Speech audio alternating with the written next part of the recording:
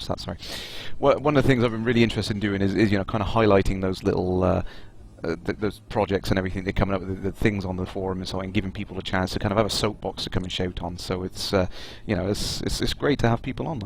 So you're very welcome, Gibbonici. And we've said for quite a long time that this was never meant to just be not myself and Kerrash. This was meant to be other people joining in. Absolutely, yeah. We wanted it to be a community thing. It was just kind of like trying to find the how that was going to fit in and everything. That was the problem to begin with. So let's get back in and show some things. So like we said, you haven't really seen the galaxy map yet, have you? And No. I've seen a few videos, but not the actual it being worked in real time by a human. So this is the little thing we got at the moment. We've got the little bubble. This has been talked about, the 200 light year bubble, with the systems highlighted in yellow. Here are the ones that we're allowed to visit right now, and you can see there are many other ones just off to the side here. So if I rotate around, like I said, you'll see this in 30 seconds or so. Now there is a recommended trade route that we can see between these systems, and if we keep working our way down, we can see that eventually, when I get to it, you can hold. I think you just put the splash screen up. Oh, I'm an idiot. Yeah, just dropped there, didn't it? There we go. Let's start again. We're live, folks. That's the way things go. All right, here. Let's go back into the galaxy map and try that again. Okay. Right. Can I just jump in quick? Yeah, sure. Tequil asked, when I was talking about the galaxy map glitch I had, Tequil asked, what glitch? So I'm just going to point out, what you can see is the stalks and the system names. And I can't see any of that, because all I can see is the blue ring, the blue indicator plumb bob, and the trade route. And that is it. I can't see any stalks, I can't see any system names. And if I can't see those two things in the final game, that would be game breaking, because you want to be able to plan where you're going to go, and you want to be able to go, right, I need to go to this system, this system, this system to get to that system. And if you can't see any stalks and you can't see any system names, you can't go anywhere. Yeah, exactly. Yeah, it's funny glitch, isn't it? That is the glitch I've got. Yeah, and it's just really annoying. I mean, like I said earlier, I tried to help you fix it, and we just couldn't figure out what the heck was going on. It was like, why is that doing that? But some of these things, and it is really frustrating. Like I said, but like we kind of got to look at it and think, well, it is an alpha, it is a testing. We've got to get that fixed at some point, though. And anyone in the chat who says things like, is your AMD fix turned on? I don't use AMD graphics card, I have an NVIDIA graphics card, so the AMD fix does nothing anyway. Are the filters turned on? Yes, the filters are turned on. So, believe me, anyone in the chat, please believe me, I have tried. You clicked around, yeah. We were chatting for a while trying to figure out a way of doing it, So anyway, carry on. Yeah, so this is what I was saying about how the you see the galactic center is in the background, and the trade routes between the core systems. We've got the Federation here. I've got Sol highlighted, but I can work my way down. This trade route is very vertical from top to bottom of the galaxy, and if I go down a little more. Down quite a lot more, actually. We're multiple star systems down. So we've got the Empire is kind of below the Federation in the galactic map sense of things. All the common names you see there. Then above the Federation you have the Alliance systems, and then the old worlds are about the same height, but off to the side here. So the galactic map is already absolutely immense. And if I just leave this a second, we'll see the stars will start to populate. Here we go. I'll zoom out as far as we've got the Pleiades arm there.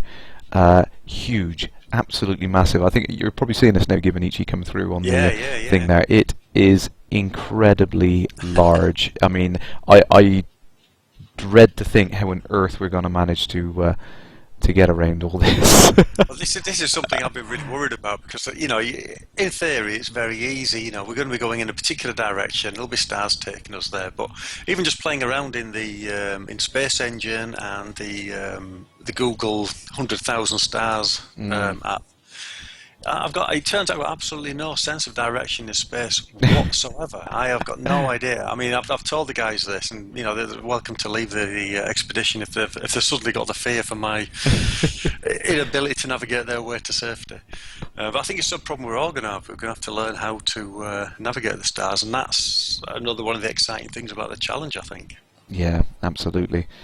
And it's like we said earlier, there's going to be so much to do. I mean, crikey, I don't know how we're going to fit it all in, but we'll have to find a way. I mean, I'm zooming in now, right into the galactic center, and you can see right away the density of stars.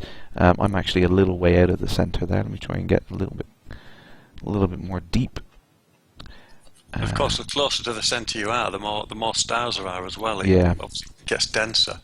I mean, look at that. That's absurd. Yeah, absolutely crazy. I mean, we don't stand a chance in finding all of these things. It looks like a Christmas tree, a very poorly decorated Christmas tree, but it's insane, absolutely insane.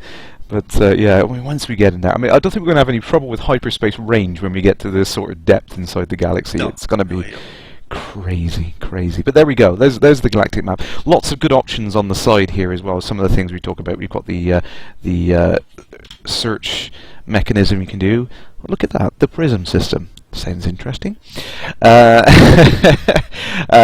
things you got on there, like you said, aliens. Well, you got the filters. You can swap out the modes. You can have map mode, where the realistic-looking stars are actually replaced for dots of various types here, so you can turn things on and off. Yeah. Can you sort of map a course over several systems through the galactic map?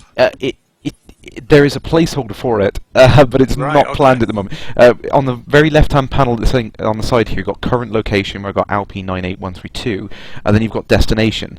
Now, what I think they've got planned is you can put a destination path in there, and it will show multiple hops to get that. But currently, we've only got a handful of stars, and they're all within one hop, so that it doesn't actually highlight anything. Because I was wondering, depending how that works, obviously nobody knows yet, but that may work differently if you're plotting a course into unexplored systems where there's no sort of established jump route. That's something we're thinking of ahead, kind of thing. Yeah, absolutely, and I'm kind of hoping in a way that Frontier finds some way of kind of taking that data that players gather over time and start to kind of fill in routes which are popular routes. So we'll start to see common trade routes that players are using start to get highlighted in that kind of meta view of the galaxy. That'd be really cool to see what other people are doing. Yeah. I think there's no reason why they can't. They'll have the data there, I would have thought, in the system. It's whether or not they use it for that. I'm off in the old world now that you might be seeing in there. Reed Quat. We all know these names so well. Dizo and Leasty. I tell you what, I ship some furs and computers between those places. Tons and tons of the stuff. Oh yes. So let's so I think I've shown everything on there. So let's get back in. Right, so I'm in the LP98 system, which is an anarchy system, so I better get my backside to port quickly. Now I will mention one thing actually. This yellow arc is coming to view now around the star that I'm near. Now that's the a couple of people didn't realise this when I was chatting on various things. This yellow sphere that it's just a highlight, just to outline basically. This yellow arc that comes around the star is the proximity barrier. If you go through that, you're going to get mass locked by that stellar body. So you kind of have to steer away from it, otherwise you'll get kicked out of Supercruise. Yeah, don't go into the light. Exactly, absolutely, and it's very reminiscent of the old game. That's the thing I like about this, even though it's brand new and modern and everything. It's got those little kind of throwbacks to the original game. There was that thing that you did as soon as you hop into a system, you turn away from the star. That's just what you did, and it's absolutely. That's what I've been doing. Yeah. As soon as it drops out of hyperspace into Supercruise, I use the compass and I put the star dead behind me. Yeah, absolutely. And I put my throttle up to full, and then by the time I've set the target to lock onto the station, I'm far enough away from the star I can like arc around in Supercruise to the station. Yeah. Yeah, absolutely, and I found myself doing that. And like I said, I must admit, I mean, most of my time was playing in Frontier League 2, so I kind of did that kind of starting from the edge of the system and coming in, and I've found myself just naturally doing what everyone used to do in the original Elite. It's fantastic. It's a nice little throwback, and I don't think it was intentional, but it's just happened. You know, it's brilliant. Yeah, yeah. Whoa! And I way overshot that. Then you'll see in a second. I completely. Talking away, and I didn't pull back on the throttle. But that's one of the interesting things. I mean, the proximity isn't just around things like the stellar bodies. You also get proximity around the rings of a planet if it's got a ring system, and yeah, that is kind of scary when that happens, because you drop out it pretty much top speed combat mode, tumbling into a bunch of asteroids. Yeah, I've done it once or twice and been blown to heck. I'm just going to scooch away from these pirates. Don't know what they are. Cobras. They could probably catch up with me if they so wished. Here we go. So one of the things I noticed last time I played this was the frame shift drive. You can still charge it up after you've been interdicted, but it gets inhibited if you're near other ships. So it kind of encourages you to get into that combat mode, but you can still get out of it if you're not interested in combat and you want to just get away. You can still get away. It just takes a little bit longer. Oh, I see. So if you're close to another ship, it slows down your rate of charging. Yeah. So you've got to be a bit tactical. You've got to try and maybe dodge around and get out of that laser fire, which has happened in there. So. Yeah, it's definitely interesting. I've had different factors. I mean, when I've been near a large ship, I've had a charging factor reduced by like 1/24th, I think it was. Those with the handful of cobras who just started shooting at me, buggers. That's charging factor of 1/12th, so it's taken 12 times as long to charge up the Super Cruise. But it's interesting because it does kind of encourage you to get into those combat scenarios and maybe take a few pot shots.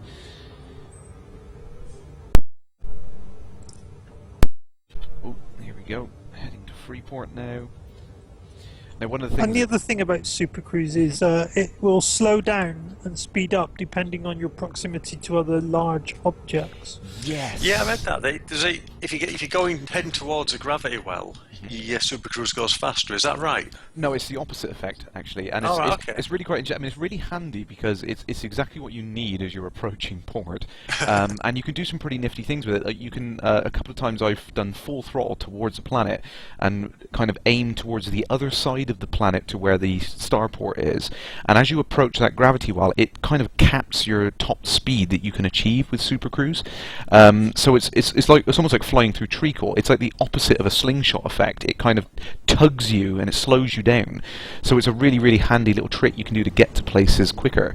And that's one of the reasons why I like Super Cruise, because once you get used to it and you kind of know the quirks, you can do some really interesting things with it.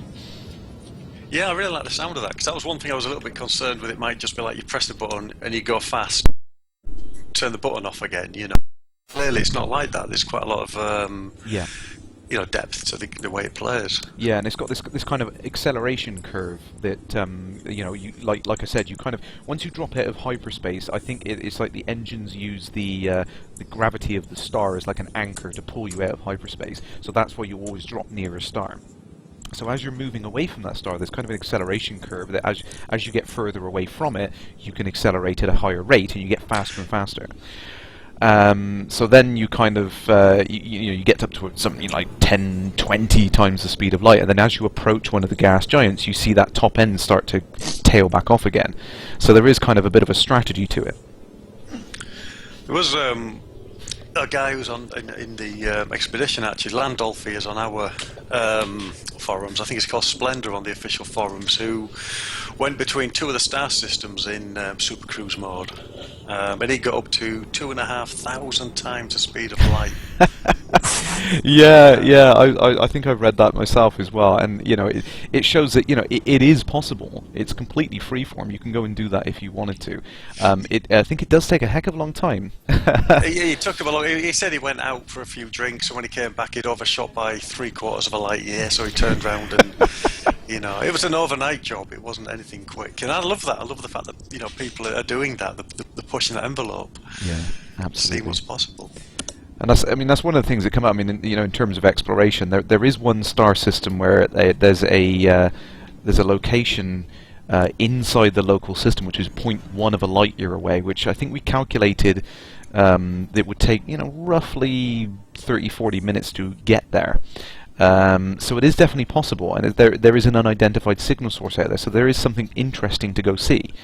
But the question is like, is that something that a lot of players are gonna want to do? I think they are. I'm kind of really intrigued to find those fascinating little nooks and crannies. But there's some people saying that it's like, is it really going to be something that people are going to want to spend 40 minutes waiting to get there? I think there might have to be some interesting things occurring along the way to make it worthwhile, really. That's the sort of thing I would do. I'd quite happily set my course for that thing and make a cup of tea. Sit down, wait to get there and see what it is. But out of sheer curiosity, that's the thing that drives me in so many of these games. I'm not bothered about getting the high level or anything like that. I just want to see everything. I always have done. Yeah. Shapeshifter says, sorry if off topic, but still space related. Tonight, people should be able to see the Comet 209P linear debris meteor shower, depending where you are, of course. And he's put a link in the chat. Oh, thank you very much. No, that's perfectly welcome. I love to hear about things like that, and hopefully I'll have time to do it after the stream. Yeah, I read about that. It's supposed to be over the next 3 nights, isn't it? It's raining here for the next 3 nights. If you're watching this stream on YouTube, you'll have missed it. Sorry. Oh, and we've just had our first bug of the evening. Awesome. The starport has just decided to vanish on me. Thank you. Simmer just asked, so, if you're going faster than light and overtake it, and if you strapped a camera to the back of your ship, will you see yourself come out of hyperspace? Oh, I was hoping we wouldn't have any relativistic questions. Bonus Blood has asked about time travel, or time to travel to explore. I was going to say something about going faster than light, time travel, and flight of the navigator. I don't leak, you leak. Huh? Yeah. Oh, crikey. I don't know how a hyperspace engine works. It's I'd like to think of it something like, the frame shift drive, definitely, it kind of reminds me of the Alcubierre warp drive, and the kind of principle behind that is it compresses space in front of you and it expands space behind you. So in your little bubble, you're still in normal, uncompressed space, and you don't actually move faster than light. What you're doing is the bubble moves faster than light, so you don't ever actually catch up with light emitted because it all gets condensed in that bubble or stretched out the back behind you, so you don't have to worry about all those weird kind of time travel-y things. Hyperspace is another matter entirely. I have no idea how that works. It's magic. Our watcher of the night is Tim WH1979, whose comment is, see yourself as an old man talking about Jim and Bexley, and I get the reference. Oh, brilliant. We'll have to send him a gold star. Yeah, what that means, It's a reference to Red Dwarf. Oh, is it? Okay. Yes, of course, yes. Kerrash, you didn't. I should have. Is it the Ouroboros battery? Yeah. Oh, I can't remember that episode. I should have got that. No, I think it's more the books. Yeah. Than the TV series. Oh, but that's a different level then. Somewhere in the books, he sees himself as an old man talking about Jim and Bexley, his sons. Oh, brilliant. Oh, time, space. It's all relative. Right, where was I? Right, I was trying to dock with this damn thing without it disappearing. Come back. So it's a timey-wimey thing, then? Yeah, a little bit weird, isn't it? Right, let's see if we can get in here quickly. Come on. So how does the Eagle handle then? Oh, it's fantastic. it's very similar to the way that the Sidewinder maneuvers, but it's noticeably different. You can tell that it's much more built for combat. It definitely spins around a lot quicker. The yaw is about the same, I'm afraid, for those people who don't like the yaw. But yeah, definitely maneuvers a lot better in combat. I've had a couple of shots at Sidewinders where I've managed to turn off flight assist, spin behind them, and do a full 180 and get the drop on them before they can get near me again. So it definitely has that advantage over a Sidewinder. Worthwhile upgrade if you're looking at doing some combat earlier on in the game. Yeah. And So it looks like. I think someone on the forum asked if we'd be able to do Babylon 5 manoeuvres. Probably could with this ship. It's definitely a lot more maneuverable. I'm going to try a fixed stealth laser because I must admit I've not found one before, so I'm going to give that a go. I have no idea what it is.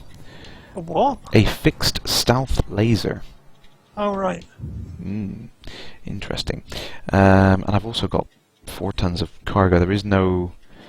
I'm going to have to take it somewhere where this is going to be needed, probably the Bootis system, so we'll go off there in a second. Cool. You know when they did that stream, when Michael first mentioned the iBootis system, I thought that was a dig at Apple. The I system. iSpace. I didn't realise iBootis might actually be a proper star. I thought it was a dig at Apple, or Apple bought a system name or something. Well, that wouldn't surprise me then by anything.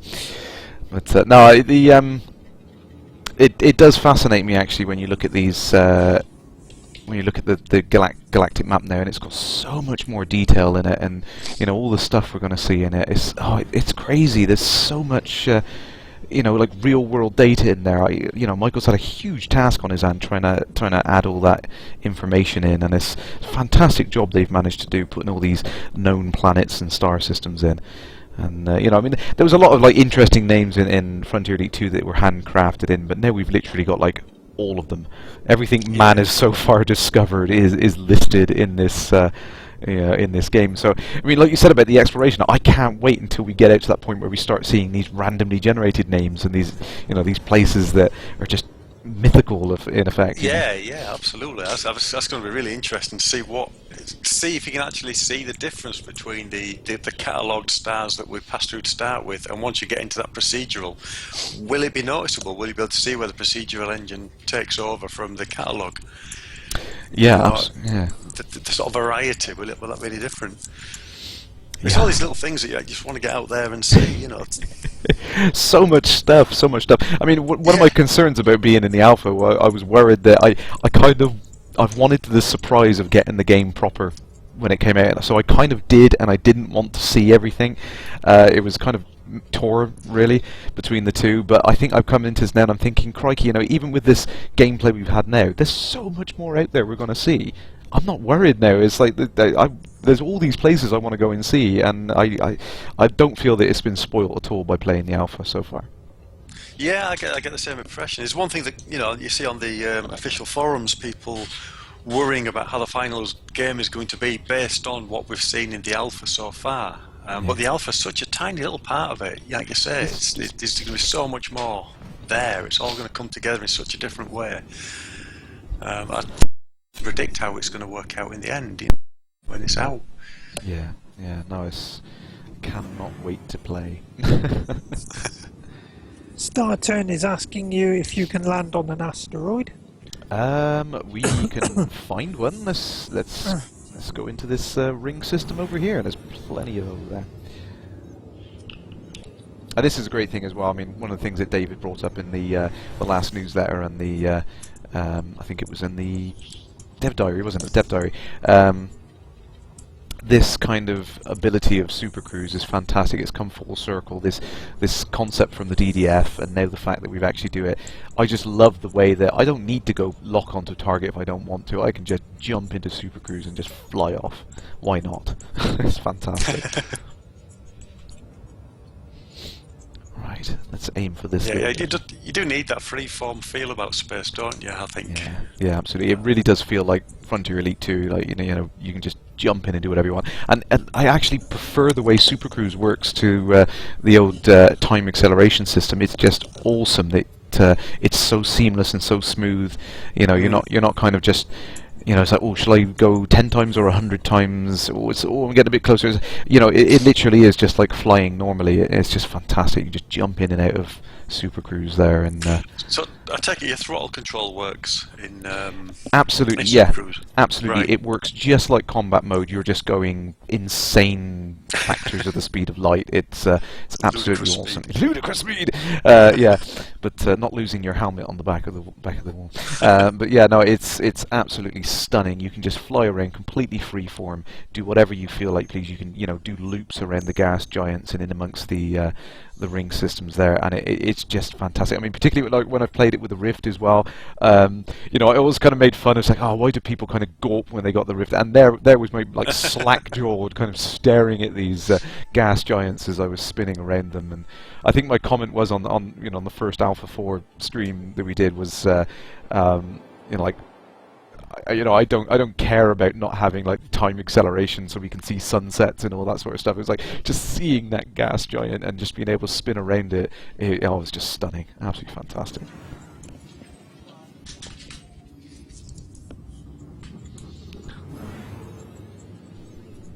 Sorry for the dead air, I was chatting on Skype. Chat. Does anybody know if that small 1 centimetre across, is that really the Andromeda Galaxy? He's probably talking about something you looked at 2 minutes ago. Yeah, sorry, there is a delay on the stream, I must say. That was Commander Sloma, by the way. Hi Sloma, how you doing? Where is it? I'm trying to see if I can spot it. Right, here we go. So there is actually a couple of like background elements to the skybox, and I'll leave that on the view a second for people to see. There are far off, like the large Magellanic clouds. I can never pronounce that right. Basically, far off clusters of stars outside of the Milky Way galaxy. They are visible on the background. That is one of the elements which is not procedurally generated. It's over like 100,000 light years away or something like that, so I think you can forgive Frontier for having a draw distance of 100,000 light years. That is one of the elements there you can see on the background. And if I just scooch around quickly, you can see there's a faint thing. I hope it shows up on the stream well, but there's a faint kind of cloudiness to the center there, and that's actually the Milky Way galaxy being rendered, where you've got the density of the stars varying as I spin around. That's probably closer. There we go. That's better if I look over there. So there is a couple of background elements, but that actual part of the Milky Way galaxy there, that is being rendered now. That is the actual procedurally generated version of the Milky Way galaxy right there in the background. And yeah, we can see the Andromeda galaxies and things. I think it's a very, very small dot somewhere, and I cannot find it right now. It's somewhere in this backdrop. It's a big backdrop. Sorry, Gib. No, that's fine. No, I was just commenting that it's a very big backdrop to find something very small in. Yeah, I'm sorry. I'll try and find it. I'll take a screenshot. Tequil asks, Kerrash, spinning out of Super Cruise on emergency exit with the Rift on, how nauseating is it? Yeah, very. It's a pretty horrible experience, but no, it's not bad. I must admit, it's not as awful as some things I've seen, but yeah, it is kind of jarring when you suddenly drop out, you get interdicted or something. But it is quite fun. It kind of fits in with that, that kind of a suddenly it's like someone's pulled you out sort of thing. It kind of really just kind of gets your heart pumping, like, oh, what's going on? What am I looking for, sort of thing.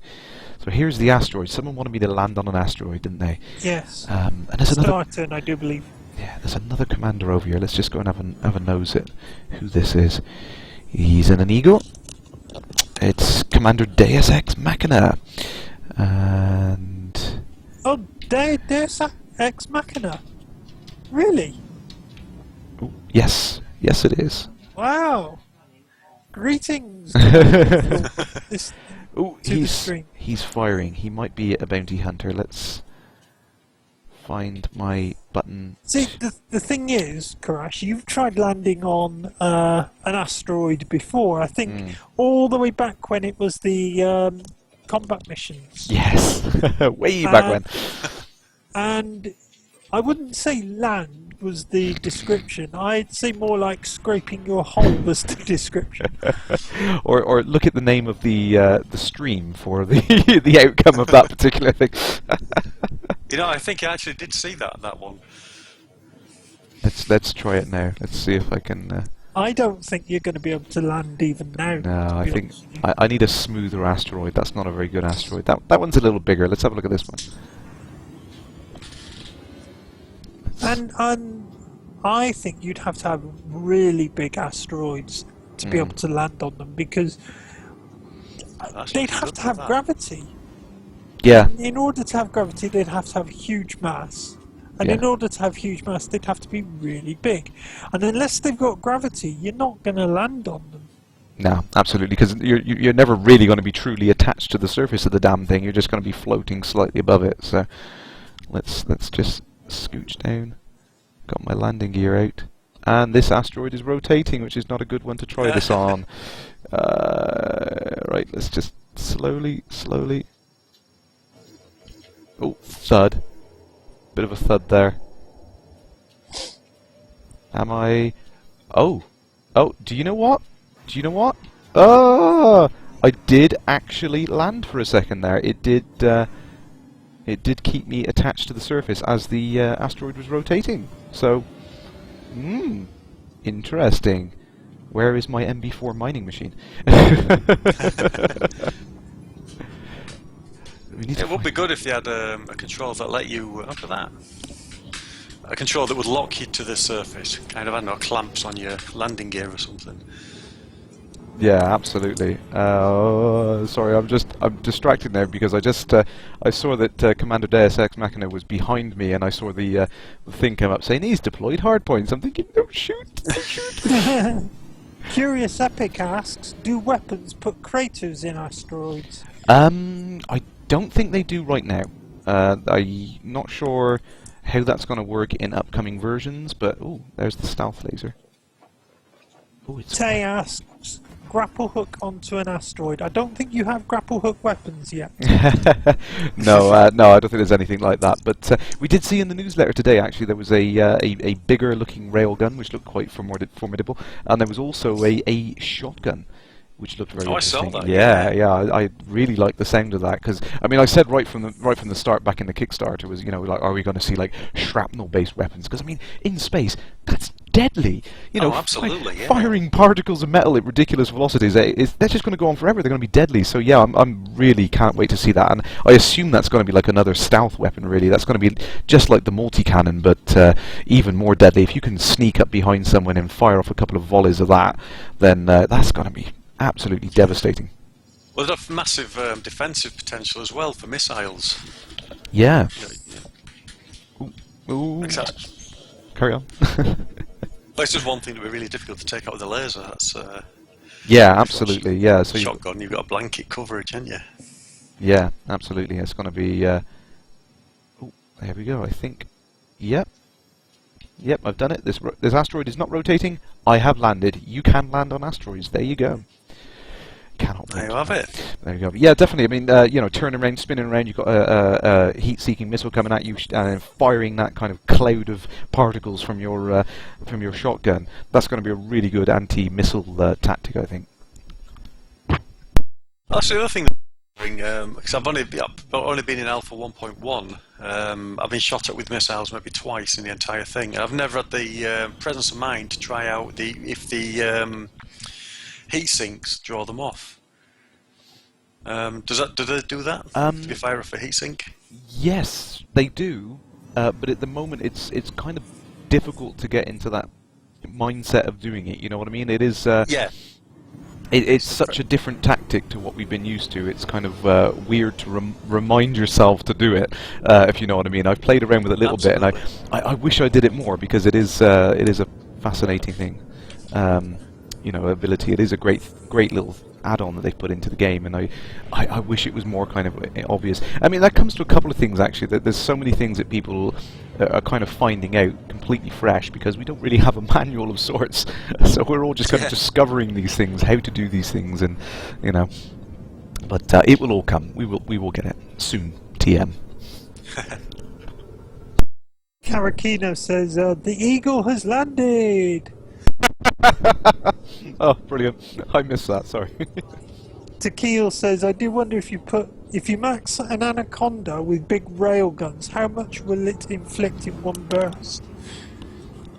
A lot of damage. I did have, like I said, those class 5 beam lasers.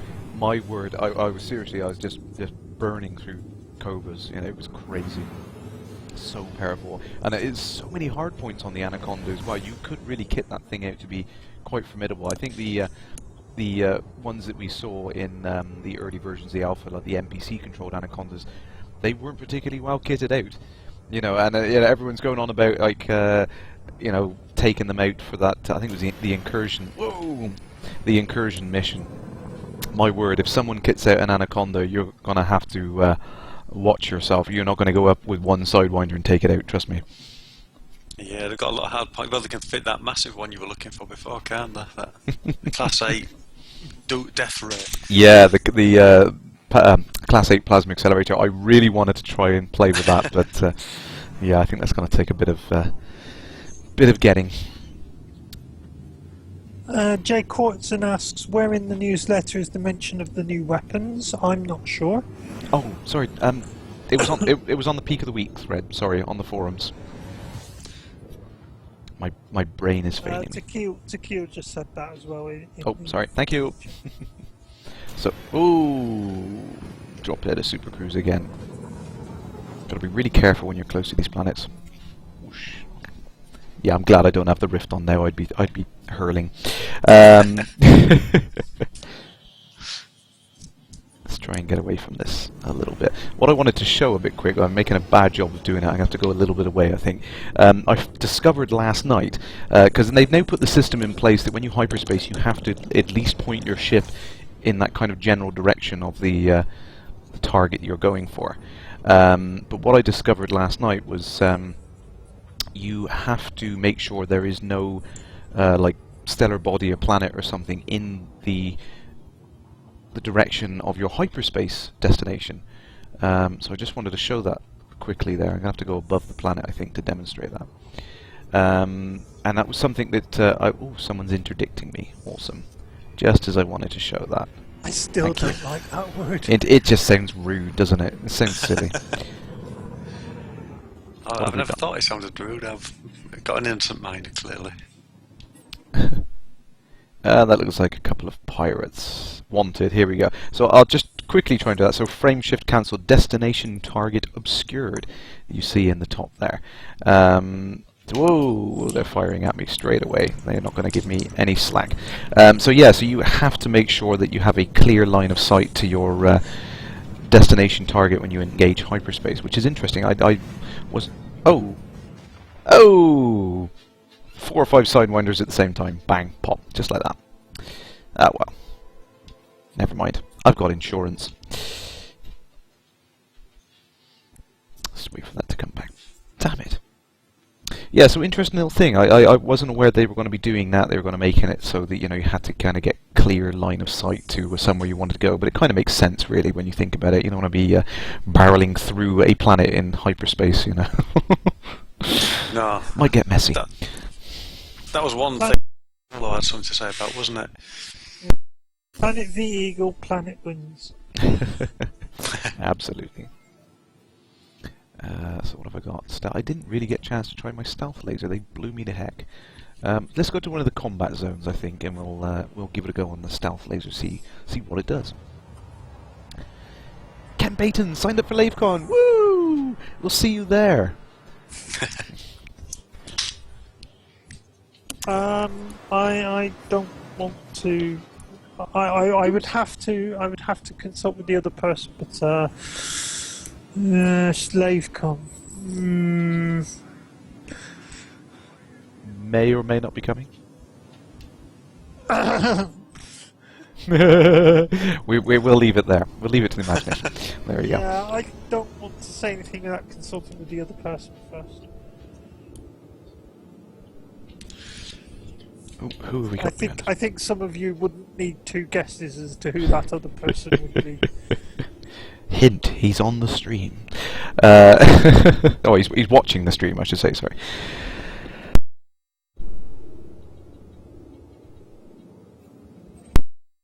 Okie dokie, let's get lined up. I've been having discussions with him on Skype. Let's put it that way. Fingers crossed. I think it's going to be a really great event this year. I can't wait to... I need to talk to Alan. So as soon as you finish the stream tonight, I'm going to be PMing Alan. So... Yeah, no, I think this is going to be great fun. I mean, it was good back in 2013 when we went to the first LaveCon. It was great fun to meet up with everyone and all the, put faces to all of the names of the people I've seen on the forums. It was great, and I think this time around it's going to be an awesome weekend. I can't wait to meet everyone there and let everyone try the Rift. That's what I really want to just let people see it, because it's so awesome. It's like, you've got to try it. You've got to try it. Well, he's given me permission, so Psycho said to me that he might be able to get down to LaveCon. It's looking like for him he's able to go. Fingers crossed. Because he's got a more complicated situation than I have. Yes, he has to arrange cover. He can't just go. He has to arrange cover. Yeah. So he's saying to me it's looking like he'll be able to go. Now, I'd already said to Alan I can't go.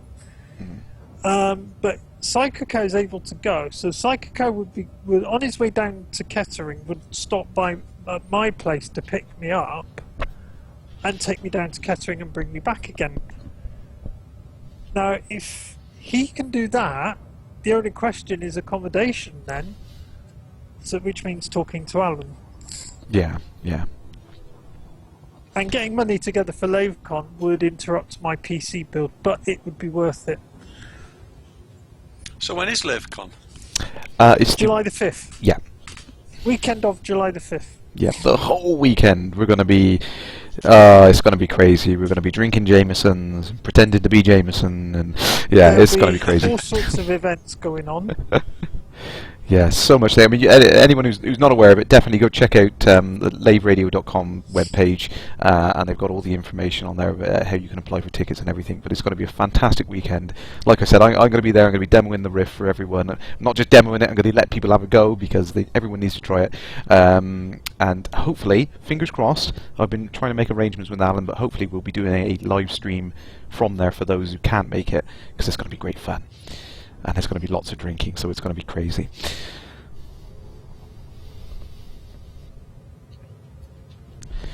Providing the network stays up,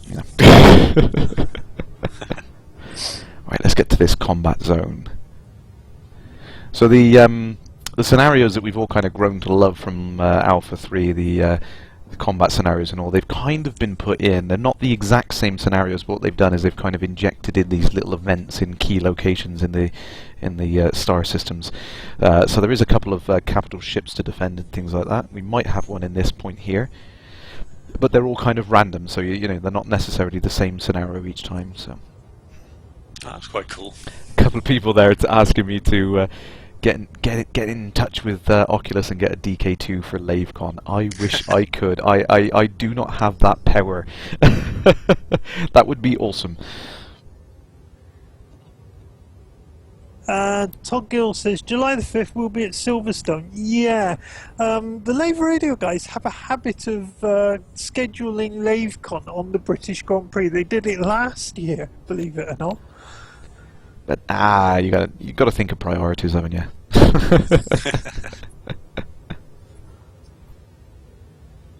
Sugar Warrior getting a DK2 in July. I'm coming to your house. I would really love to try one, I must admit. I mean, I had to go on the 1080p prototype last year, and it is another step up from what I've got on the DK1.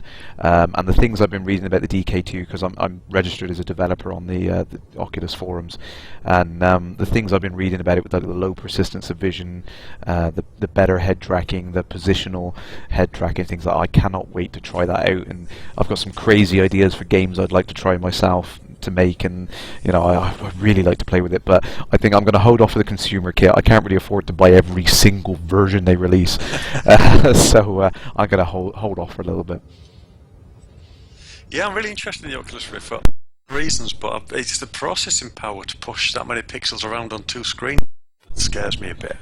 It's actually not as bad as what you might think. I mean, if you can play a game at the native resolution of the Rift, you can play it with the Rift. It literally has no additional overhead really at all. It's oh really? Yeah. So like the version I got runs at 1280 by 800.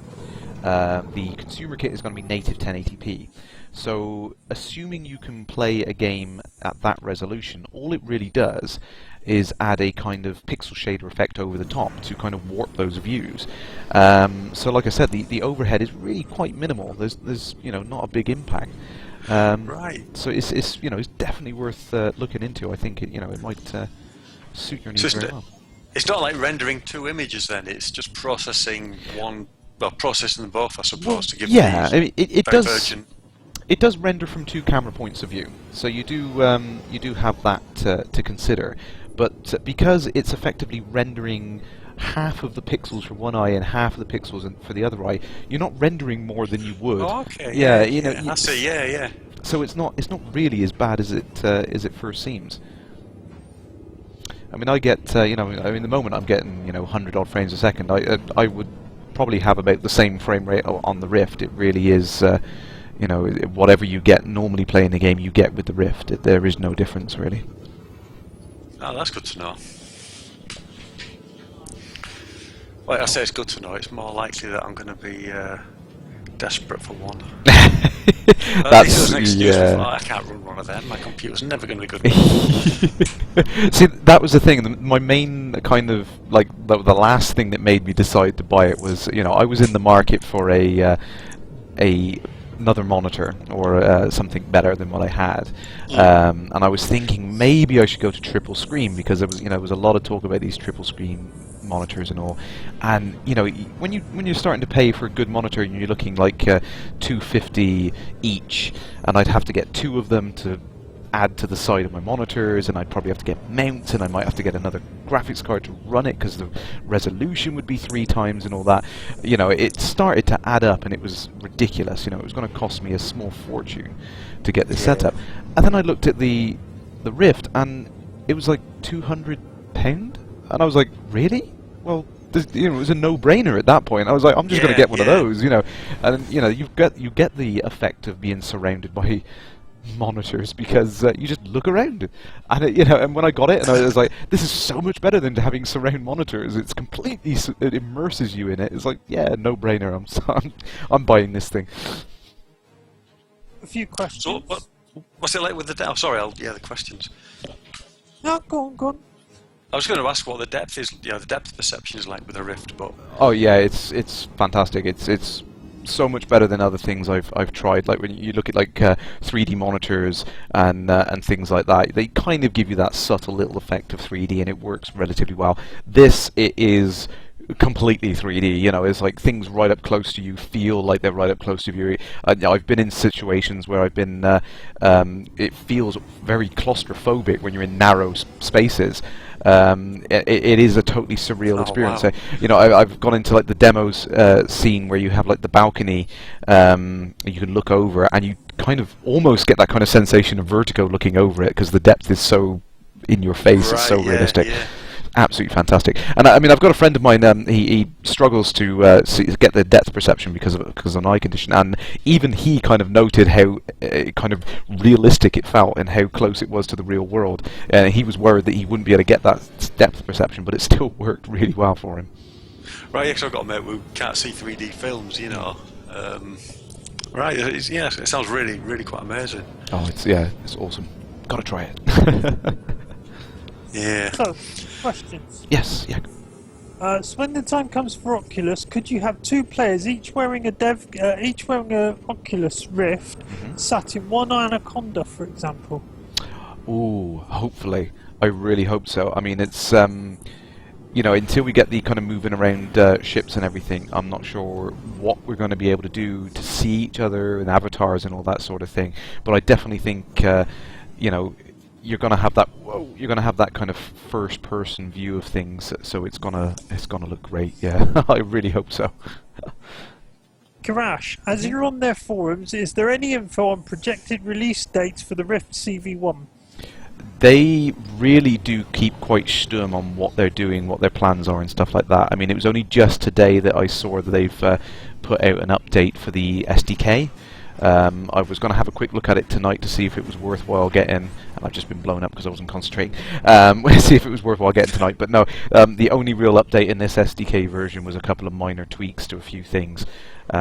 So yeah, they really are quite secretive. I do try and follow the guys like John Carmack and some of the other guys on the team, see what they're working on Twitter and whatnot, and they do kind of hint at things they're playing with, but still no information of release date. They really are stum on that. Tequila asks, so it's a bit like splitting the screen, so same amount of render then? Absolutely, yeah.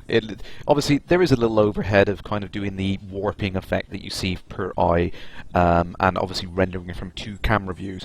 But like I said, you can think of it like running two games at the same time with half your resolution. It's, you know, it's not really going to be much more. It's going to be like a percent or so overhead. It's nothing really. And that's one of the things. I quite like the things that Carmack talks about, the things that he's been working with, and he kind of hints at how he's been working on a mobile SDK for the Rift, Android compatible, which is interesting. And the things he's been doing with that, I mean, he's managed to get this thing running on a phone which output 1080p, and he's got it running at 60 frames per second or something. So, you know, there really is no reason that it wouldn't run on a modest PC. Yeah. Kerrash, with the Rift, can you tell the difference in the size of different planets? Yes. Like between one of the ice worlds and a gas giant? Yeah, it really is quite a stunning difference when you get up close to these things. And I've gone up to Jonty's claim, and you can see all the volcanic details on the surface and all the lava and stuff going around. And yeah, it really does look amazing. You can I've got close to one of the other moons around one of the other planets, and you can see the kind of sense of scale. I'll try and go there now actually, but yeah, it really does look fantastic. Kerrash, is there really a second bridge in the Anaconda? And then Tequila says you can see the second bridge from outside the Anaconda, but in a fight I imagine you're stuck in top one until we can move about. Yeah. At the moment you can't get there. I mean, I've got a closer look at it when you're in the ship outfitting view. You can see that little secondary bridge down at the bottom there. But no, at the moment we can't choose to move around the cockpit or anything. But we will soon. TM. Let's see if we can find that. I don't think it's this system.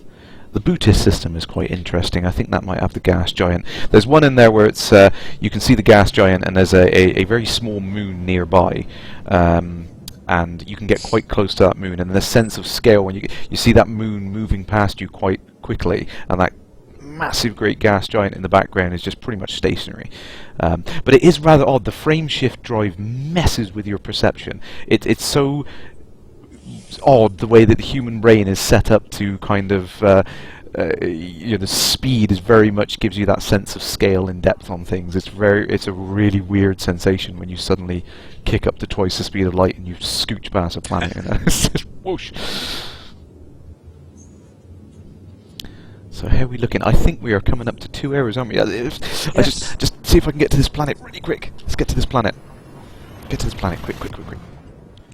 Which of the first two expansions did Frontier say ship interiors would be included? I think that's the walking around one. Yeah. That's what I thought as well, yeah, from what I've read.